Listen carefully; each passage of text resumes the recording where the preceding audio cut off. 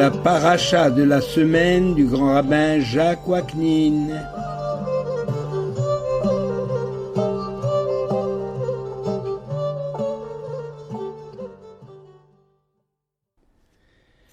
Chers amis, bonjour.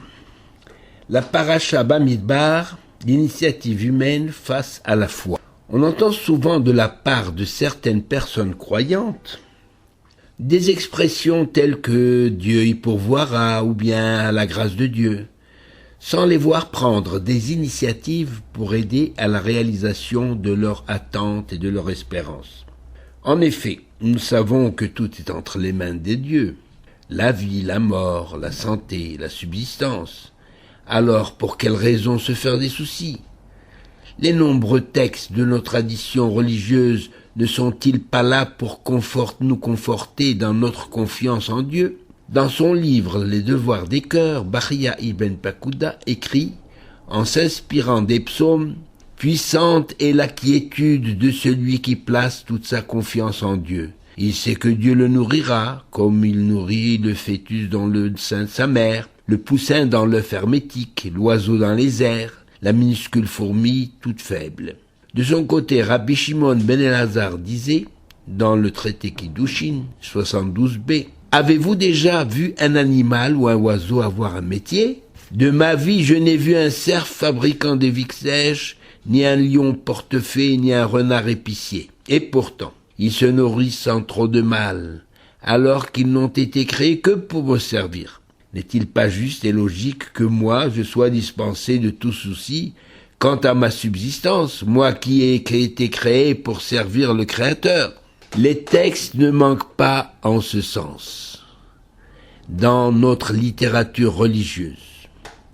Alors devons-nous comprendre qu'il nous suffit de fonder notre vie sur cette foi, sans avoir besoin de prendre des initiatives pour organiser au niveau collectif des structures sociales, une vie économique et politique, et sur le plan individuel, une activité qui évite de tomber dans l'oisiveté?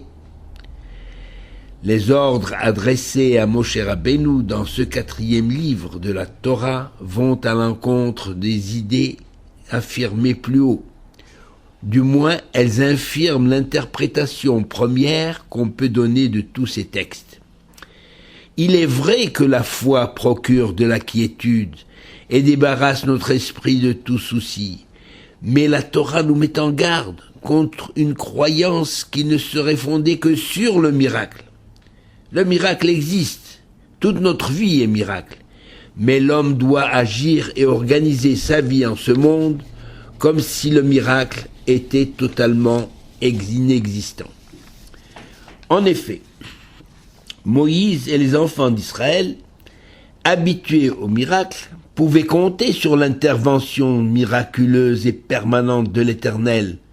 Qu'avait-on besoin d'une armée et d'une organisation sociale avec l'attribution de fonctions et de responsabilités spécifiques à chaque tribu? C'est d'ailleurs l'Éternel lui-même qui suggère la marche à suivre pour gérer la vie du peuple. Un terme très important est employé dans la Torah pour désigner les préparatifs face aux difficultés et aux exigences de la vie. Ce terme, c'est tsava, l'armée, et le verbe qui en découle, litzvo tsava, c'est-à-dire se préparer à la guerre. Mais pour quelle guerre les enfants d'Israël doivent-ils se préparer, même s'ils ont pour Père Céleste un héros de la guerre, Hachem Ish Milchama. Le mot tsava signifiant également service est employé à propos des fils de Gershon, au verset 23 du chapitre 4. Depuis l'âge de 30 ans et plus, jusqu'à l'âge de 50 ans, tu les recenseras. Quiconque est apte à participer au service, dans le texte il marquait litzvot tsava, qui signifie se préparer pour la guerre, et aussi il y a ajouté la avoda pour un service dans l'attente d'assignation. Donc le mot tsava sert à la fois pour désigner le service militaire et le service sacré, deux dimensions inséparables dans l'esprit de la Torah, le matériel et le spirituel. Le mot avoda lui-même possède cette ambivalence pour désigner le travail au sens courant, mais aussi le service sacré, le culte, l'adoration.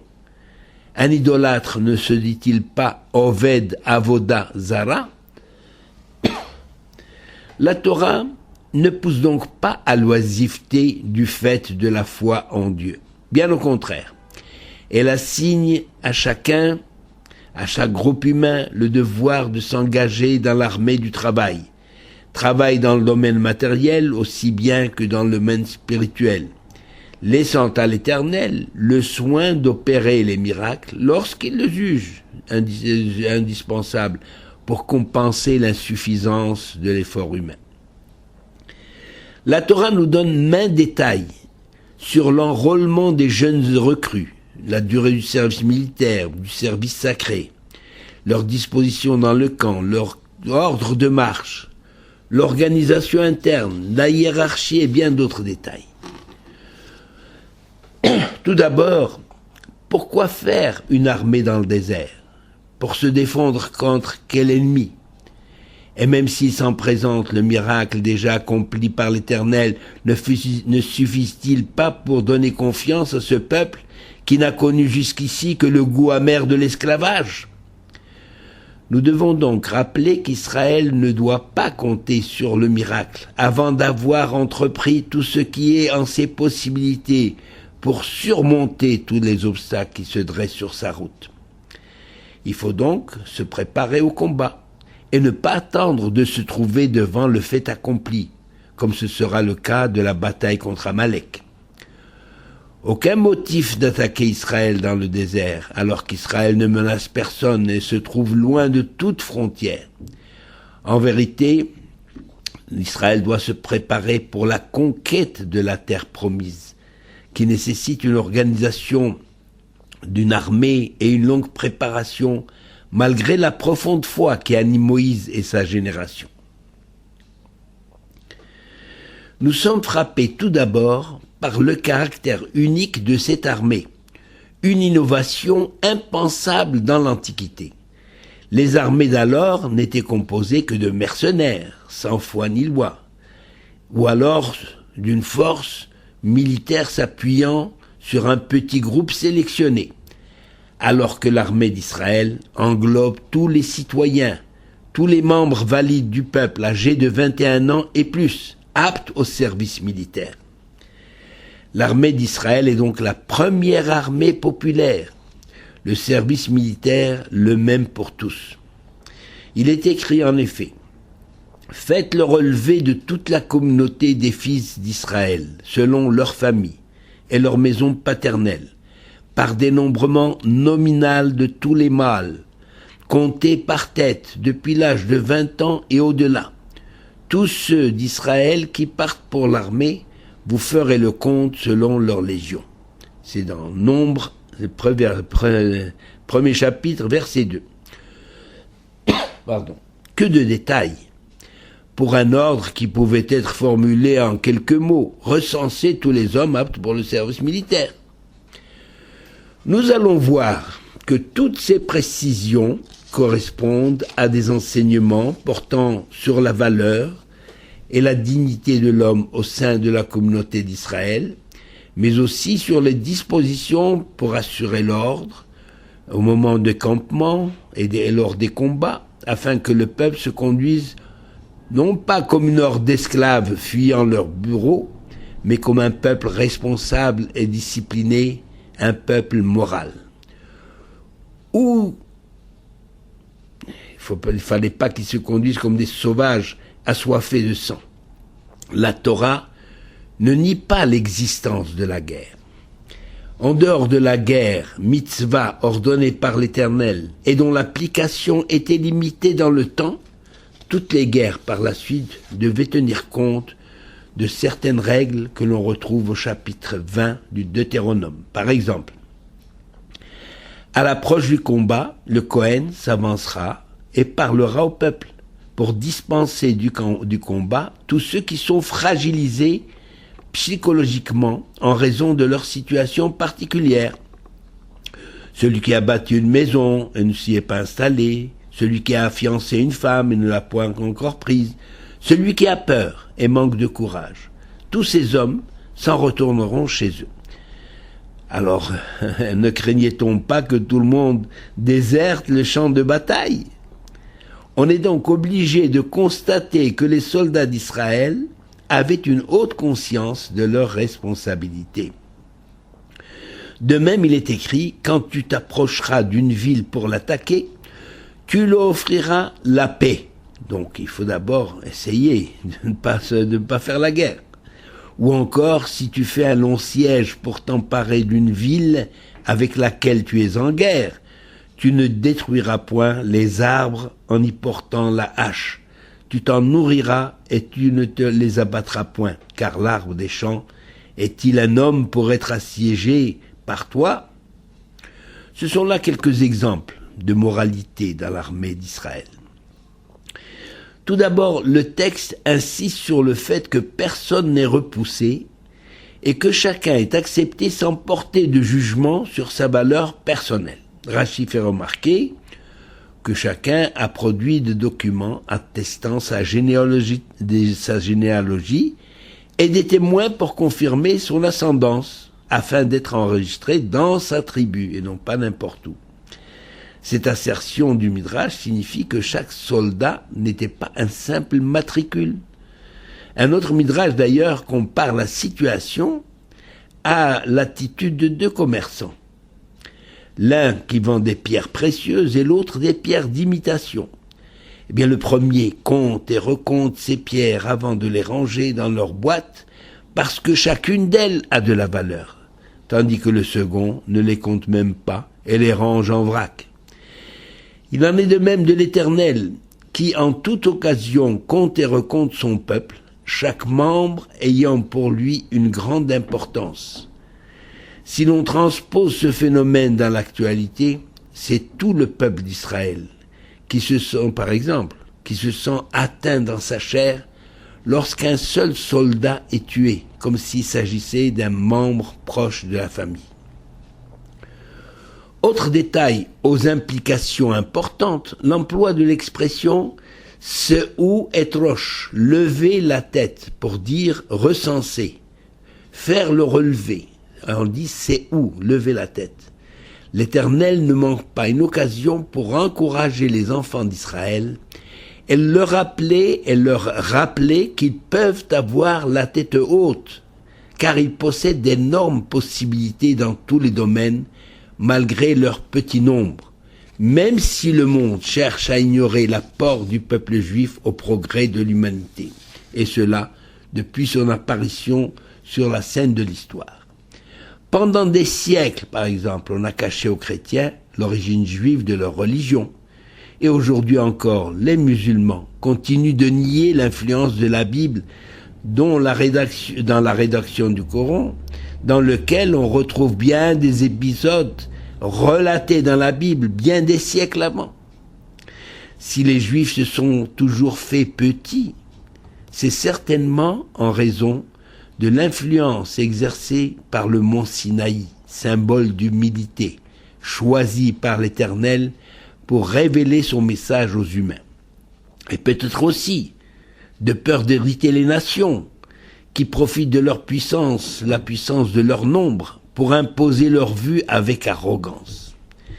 C'est pourquoi l'Éternel emploie l'expression « se'ou et roche ». Il est des moments où il faut lever la tête, car le peuple juif a de quoi être fier. Le rabbin Jean Schwartz écrit à ce sujet dans son commentaire, dans le livre Une règle de vie. Les enfants d'Israël sont peu importants numériquement. Mais si on se met à les compter, ou si on se met à compter leurs têtes, on s'aperçoit combien ils sont proportionnellement si nombreux. Car le mot tête ne signifie pas seulement intelligence, elle est aussi le siège de la sagesse. Cette sagesse que procure le message divin dont Israël est le porteur et qui inspire son comportement dans la vie.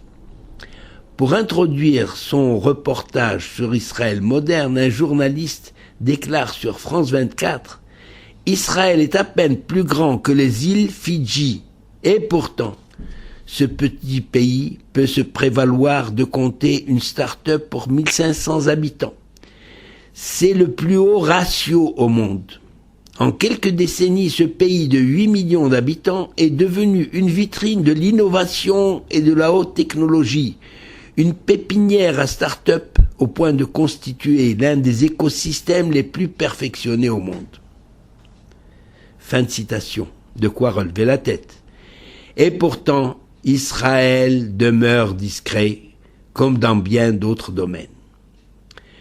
L'Éternel donne ordre à Moïse de ne pas recenser les Lévites parmi les enfants d'Israël et de les destiner au service du sanctuaire.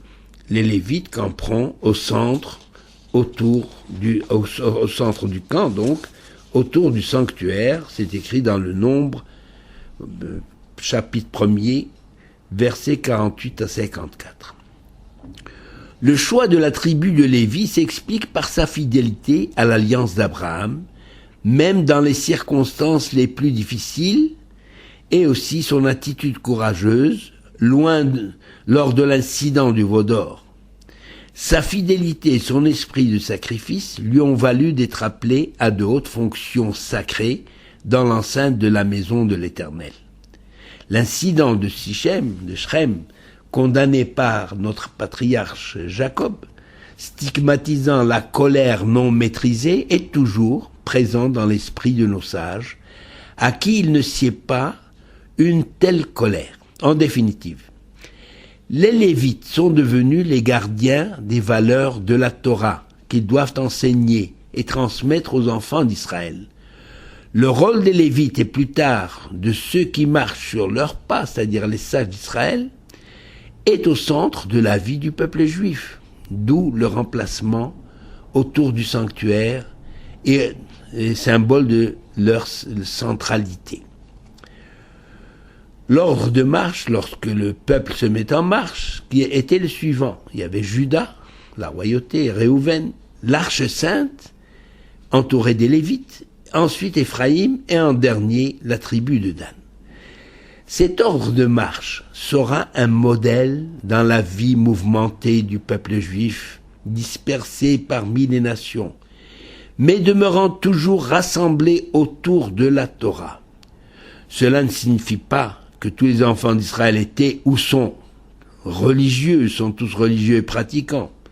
Déjà lors de la marche dans le désert, il y a eu des contestataires, des hommes révoltés, des adorateurs du veau d'or, des zélés, des tièdes, des ignorants, des sages, des hommes engagés, des indifférents. Il en sera toujours ainsi. Mais une chose est certaine, et c'est là une constante dans la vie du peuple juif, le sanctuaire ne peut exister sans les sacrifices et les dons des hommes du peuple. Comme aujourd'hui, les synagogues et les lieux d'étude de la Torah ne peuvent exister sans les dons et les sacrifices consentis par tous les juifs, où qu'ils se trouvent et sous quelque régime que ce soit. Sans ces institutions, en l'absence du temple de Jérusalem, que sont les synagogues, les Talmudei Torah, les yeshivot, les mikvaot, le peuple n'aurait jamais survécu. La dernière démonstration nous a été donnée par le judaïsme russe, durant les 70 ans du règne du communisme pur et dur. L'enseignement et la pratique des mitzvot se sont poursuivis dans la clandestinité, au péril de leur vie. C'est ce qui a maintenu le judaïsme russe.